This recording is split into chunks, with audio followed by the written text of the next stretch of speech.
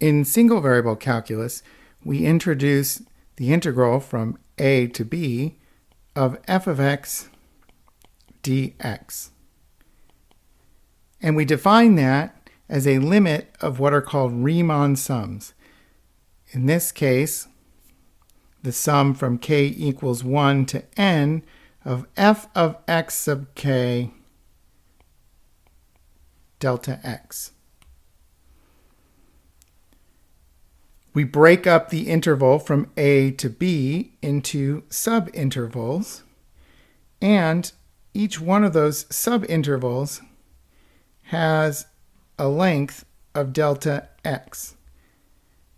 And then we can index the points along these subintervals, say from x sub k minus 1 to x sub k. We evaluate the function on the right-hand point of that interval, f of x sub k, and then multiply it by delta x. This has a nice interpretation of the area of a rectangle, where the height is given by the height of the function at that right point of the interval, and the width is given by delta x. And then that rectangle can be interpreted as an approximation of the area under the curve f of x over that interval from x to k minus 1 to x sub k. But that's not the only interpretation that we can have.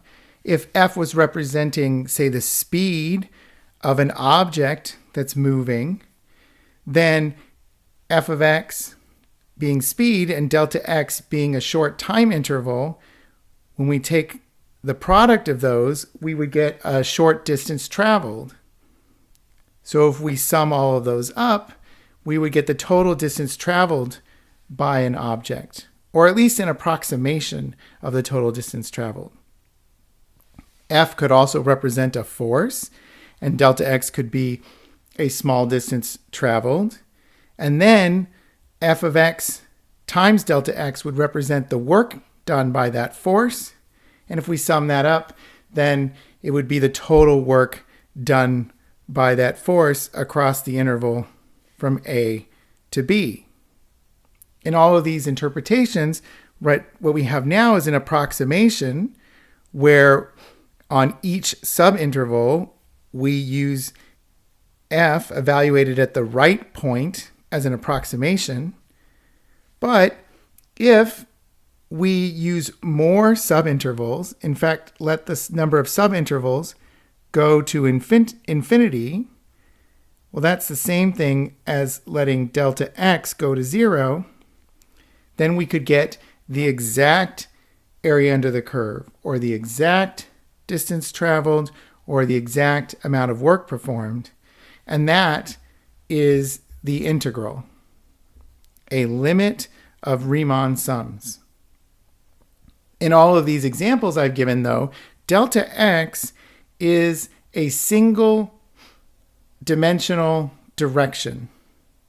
Okay, so x is a single variable representing a one-dimensional direction, but it could be possible that we would be interested in these types of sums where the function f is multiplied by a distance that's traveled, say, in multiple dimensions.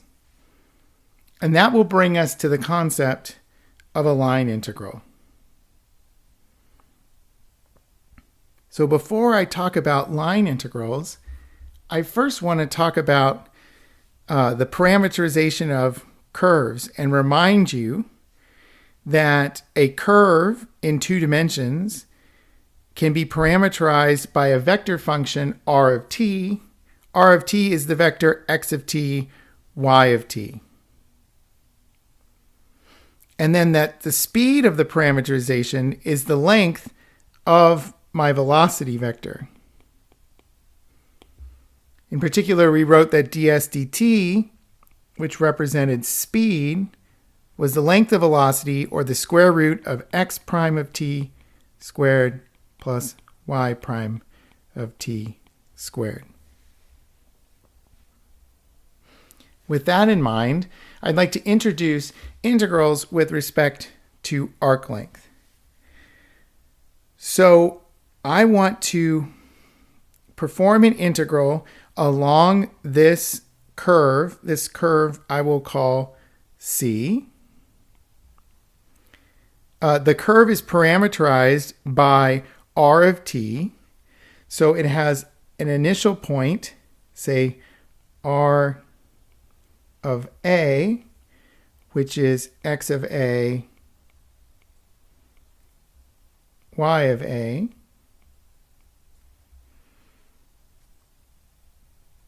And then it finishes at the point r of b, which is x of b, y of b.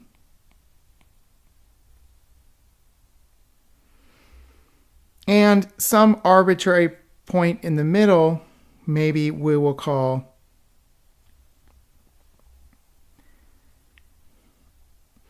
r of some point tk, and that will be x of tk,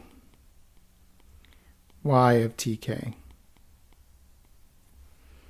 So what we're going to do with this curve is we're going to break it up into small segments. And each one of these small segments is going to have a small associated arc length with it. That arc length we will call delta S, but each one of those arc lengths may not be the same distance. We'll call it delta S sub k. And our goal is to define an integral along this curve. So we want to integrate f along the curve ds. So we want to take the sum of our function evaluated at a point along the curve r of tk times delta s k. So just like we had in single variable calculus, we're going to have a Riemann sum, and it's the function evaluated at the right-hand point of the interval times, instead of delta x, which was a one-dimensional distance, now I'm going to have a delta sk, which is still one-dimensional, but it's an arc length. So you can imagine that I'm going to sum this over all of the intervals, k equals 1 to n.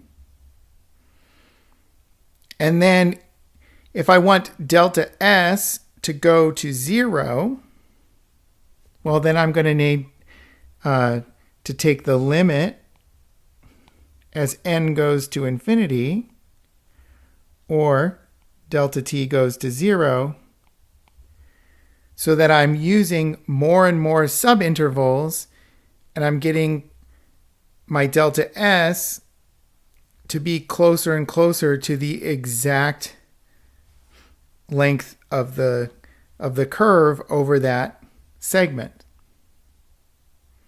Now this is written out in terms of r of t. I could also write these Riemann sums in terms of x and y. So we could do the sum from k equals 1 to n of f of x of tk, y of tk, and then we would have a delta s k.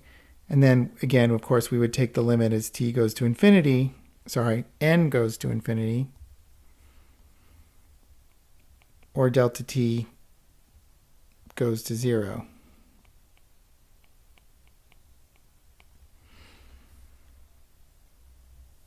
And so now we have this notion that we can integrate f with respect to arc length. We can do a Riemann sum of our function times a little bit of arc length. Now, if that function was 1, then when we perform this integral, we would just get the length of the curve, which we've already seen in a previous lesson. Now, a good question to ask is how are you going to evaluate these integrals with respect to arc length? Okay, so I hope that you can see that I have f, which is evaluated at a point x of t, y of t, or at the vector r of t. But I think what makes this difficult is how do you add in the delta s? Well, I can do the integral over time from a to b of f of r of t. And then I think about ds as really being ds dt dt. So in other words, I'm thinking about here delta s as being like delta s over delta t times delta t. Well, what is ds dt? Well, ds dt, we saw, is the length of the velocity vector, length of r prime of t, and then we would have then dt. So in x and y coordinates, we would do the integral from a to b of f of x of t, y of t, times the length of the velocity vector, x prime of t squared plus y prime of t squared, all in that square root, dt. So this is how you would evaluate one of these integrals. It would be an integral dt, where I need to substitute in the length of the velocity vector for ds. Now, something that you should note is that the integral does not depend on the parameterization of c. So as long as you have a parameterization of c, then the integral won't depend on which parameterization you choose.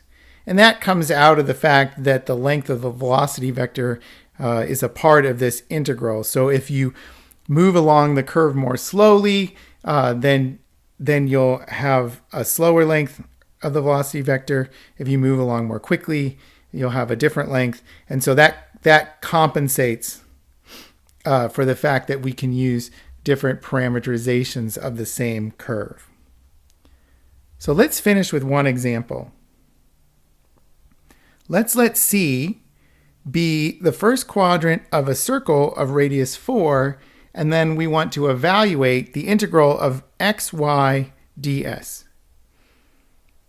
Well, r of t, in this case, if it's going to be a circle of radius 4, is 4 cosine t, 4 sine t. And that tells us that the derivative, r prime of t, is going to be negative 4 sine t, 4 cosine t. So r of t is giving me x of t and y of t. And this parameterization